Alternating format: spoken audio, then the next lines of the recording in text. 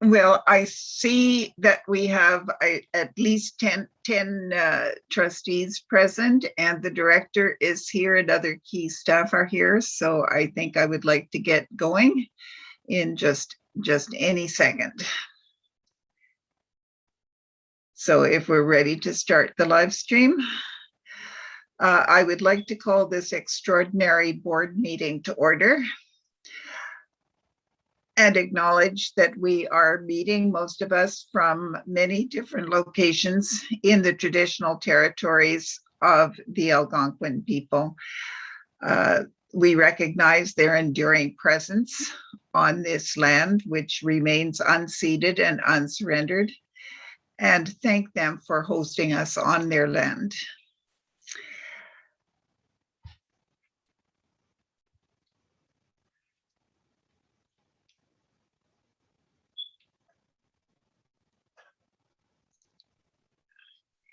And we have the agenda in front of us.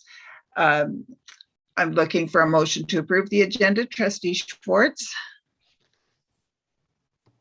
Yes, Madam Chair.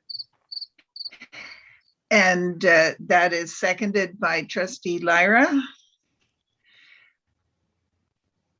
And since it is an extraordinary meeting, we cannot add anything to the agenda for this meeting. So I will call the question on the agenda. All those in favor?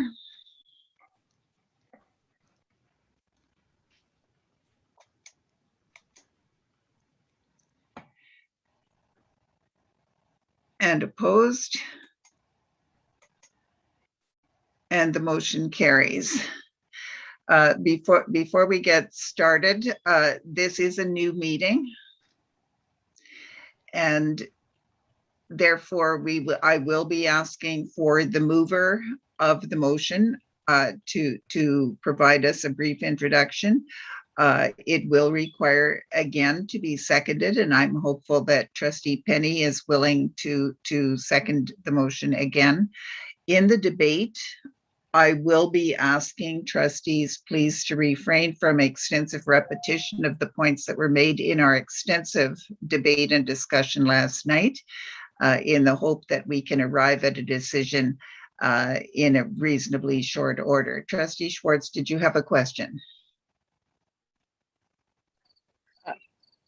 Yes, Madam Chair. I do have a question for staff on the motion, but I'll wait for introduction, and then I just have a very quick question. Thank you for that.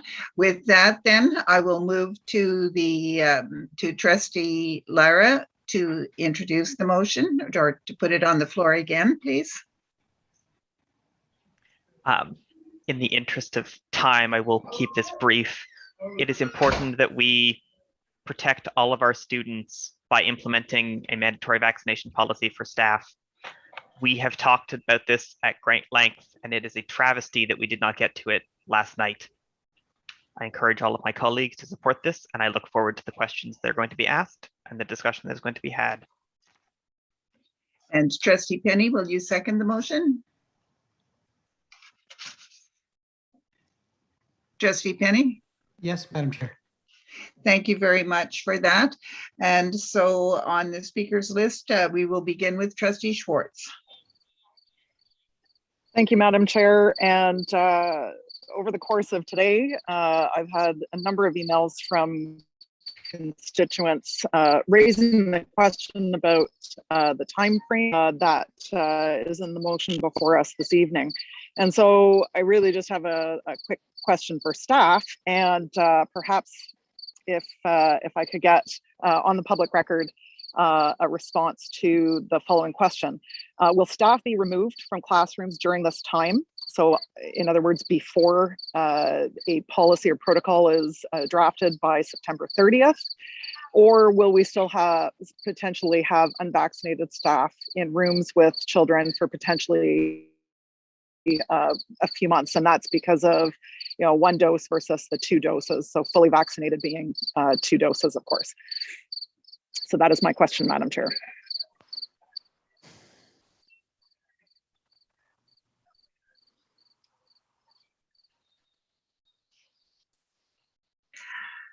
Madam Director?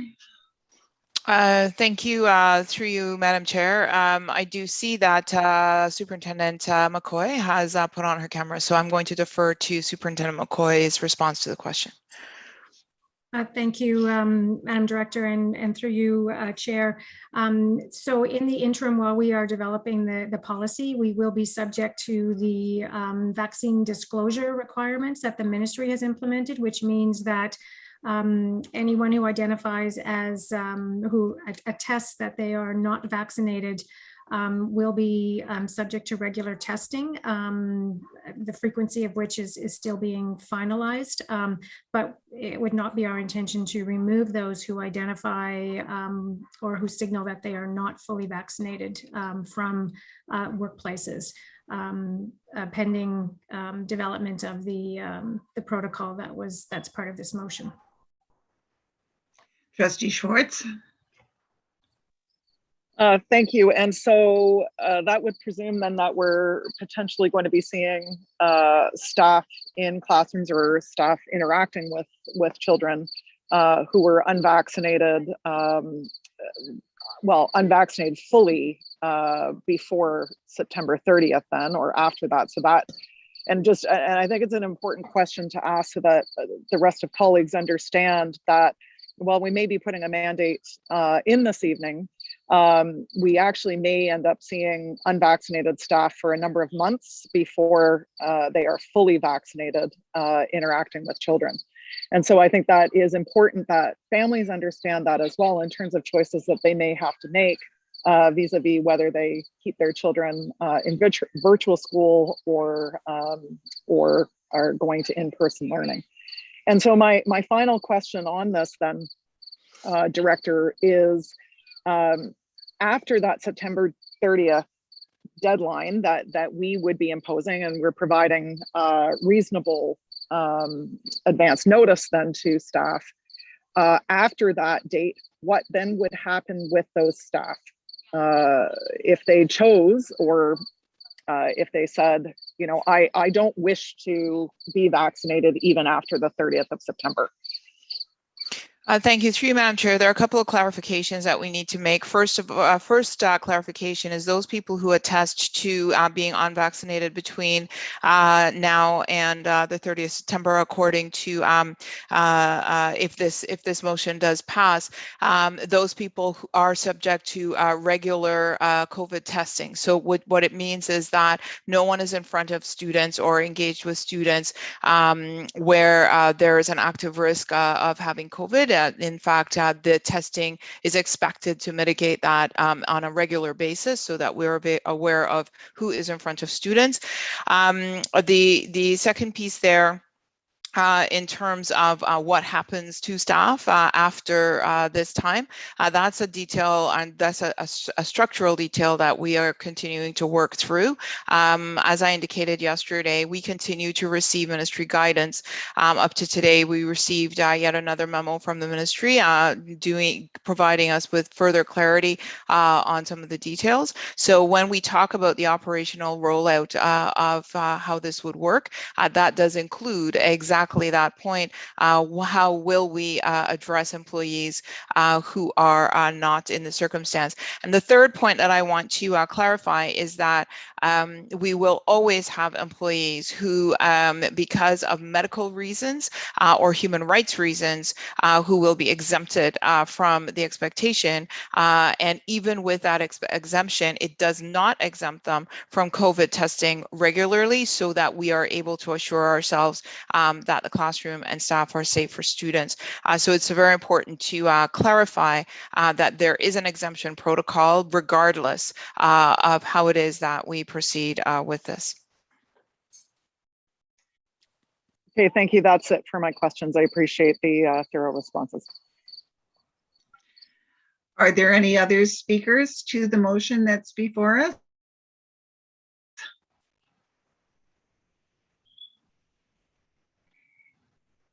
If not, I would like to ask, Trustee Bell.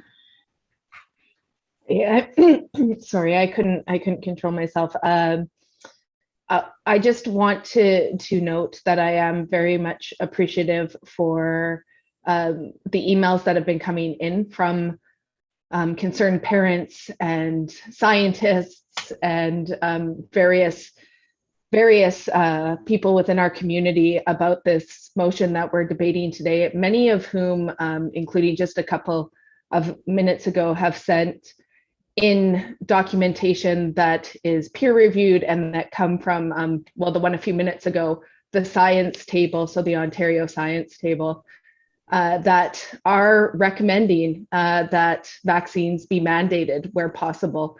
And that's all for me right now, but I do want to say that I do appreciate receiving evidence-based studies. So thanks. Thank you, Trustee Bell. Trustee Huff. I'd like to start by making my apologies to all for not being able to be present last night. The technology in the middle of the forest was not allowing me to be here with you all. I want to say something, and I'm not sure whether it was said last night or not, but I would like this on the record. I would like this very clearly known, that I think that it is an absolute egregious abdication of responsibility on the provincial government for not making these choices on behalf of every student in the province, that this has been handed to a group of linguists and IT specialists and retirees to make the choices about the public safety of the children in this province, about the employees for which the provincial government negotiates their contracts. We, the trustees, are being made to make decisions that should be made by the people who sit in positions of power in this province. I want to commend all of my colleagues for the work that we have all done, reading all of this, trying to absorb this, trying to understand this. I'm a very educated woman, as are many of my colleagues around this table. None of us are microbiologists and immunologists. None of us are epidemiologists. None of us are HR specialists. None of us are lawyers. And we are making choices and decisions that should be made by the people who are sitting in positions where they have at their ready lawyers, doctors, they have the science table advising them directly. That at the end of the day, when legal challenges are made to the decisions that we make around this table, when those legal challenges are made, the cost for all of those legal challenges will be handed down to school boards across this province. I feel that this is incredibly wrong, and I just wanted to make that statement publicly and clearly on behalf of all of my friends who have struggled through these decisions. Thank you, Trustee Huff. Trustee Bell, we are in board, so you can only speak once to the main motion. I was not speaking. That was a clapping hand. Thank you. Oh, sorry about that. Are there any other speakers to the motion? In that case, I will ask Trustee Penny if he would take the chair for a moment before we go back to Trustee Lara. Thank you very much, Madam Chair. I have the chair. And is there any questions? Oh, Trustee Scott, go ahead. Thank you, Mr. Chair. First of all, I'd like to express my appreciation to all of the members of the public who've communicated with trustees and with the board as a whole as delegations throughout our consideration of these issues. It is difficult for all of us because we have received late information from the province, and we know that our staff have a huge amount of work to do every year at this time of year just to get ready for a normal school year. So huge thanks as well to our staff for all of the work that they have done.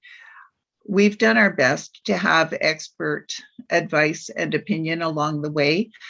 We've had many communications from Ottawa Public Health.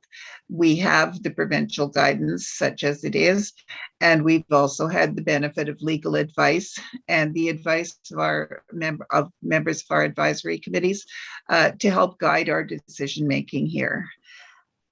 I'm left with really just two questions, and those are through you, Mr. Chair, to the director. First of all, with the first question that I have here, if I can just find it again.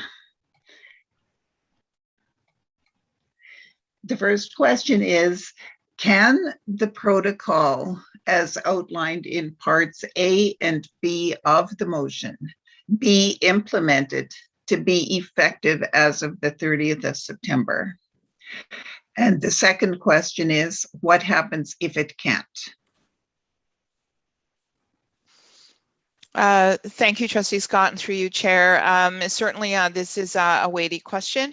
I will ask Superintendent McCoy to undertake to respond to that question, as we have already been working on the attestation protocol as expected from the province, and so the motion here adds a layer for consideration. So I will turn it to Superintendent McCoy, who has been leading this project. Thank you, Madam Director. And in response to your question, Trustee Scott, a number of us met today in contemplation that the motion would be approved in terms of how we can, as we go forward, ensure that the process that was already underway in terms of the attestation helps to move us forward in terms of developing the protocol. We're also in the process of starting scheduling meetings with those with whom the motion directs us to collaborate. So it is our hope at this time, reasonable expectation that we will be able to meet the timeline that is established in the absence of any unforeseeable things that may occur. But certainly we feel that that we will be able to develop the protocol within the timelines that are set out. The other thing I should mention is that as of next week, once we undertake the attestation process, we'll have a much better idea of the magnitude of the number of employees, the proportion of our staff who are not fully vaccinated, and I think that will also give us a good indication of the work that will need to be undertaken as a result of that. So we will be in a better position, a week from now or 10 days from now, in terms of understanding the magnitude and the work, both the work that's involved in the follow-up to the attestation process in terms of managing the testing and the education program and all of that, as well as the protocol that's part of this motion. If we find that as we move forward that it's looking like we will not be able to have something in place, then it would be our intention to certainly report back to trustees as soon as possible in terms of providing an update, the reasons, and what an updated timeline might be, in terms of what our expectations would be for getting that work completed. Thank you very much for making it very clear. I know that there's a huge amount of work involved in doing anything in a large organization like the OCDSB. And I am sure that all trustees around the table are appreciative of the effort that all of this is taking to try to make sure that we are in fact centering our students in our work and making sure that our schools are as safe as possible to the greatest reasonable extent for all of our students and staff. So thank you very much for that. And that concludes my remarks. Thank you very much, Trustee Scott, and back to you, Madam Chair. And that brings us back to Trustee Lyra for wrap up. None required. In that case, I will ask if Manager Guthrie could please open the vote on the motion. There are 3 parts. This includes the amendment that we put in last night in our board meeting that was adjourned.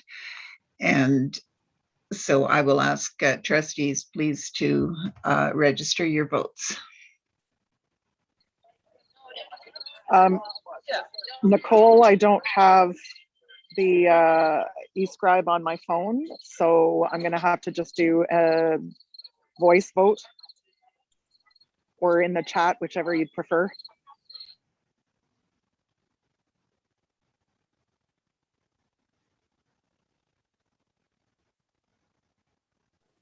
Since it's a public motion and we normally do a recorded vote, if you just state your vote, the manager can capture it. Okay, in favor.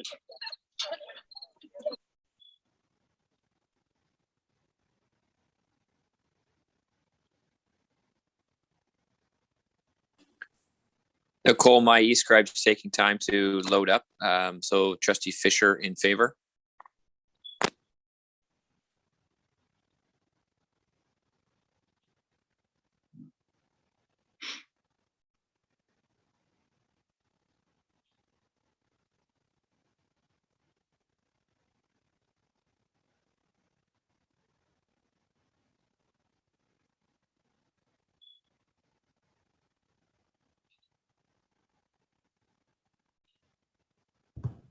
Through you, Madam Chair, I'm wondering if trustees are seeing the vote in their e-scribe. I did open it, but I am not seeing votes come in. I have had it show up in my e-scribe, and I did submit my vote, so it should have come through to you. Me too. Same for me. I seem to have successfully voted.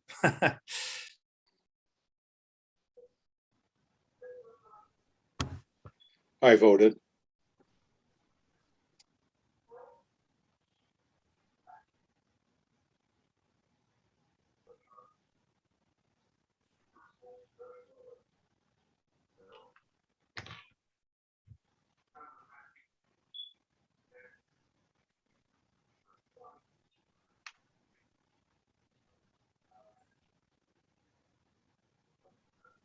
Manager Guthrie has been experiencing some difficulties with her connection. Manager Guthrie, can you see the vote? Oh, it's back up again on mine. Okay. There's the motion so that the public can see.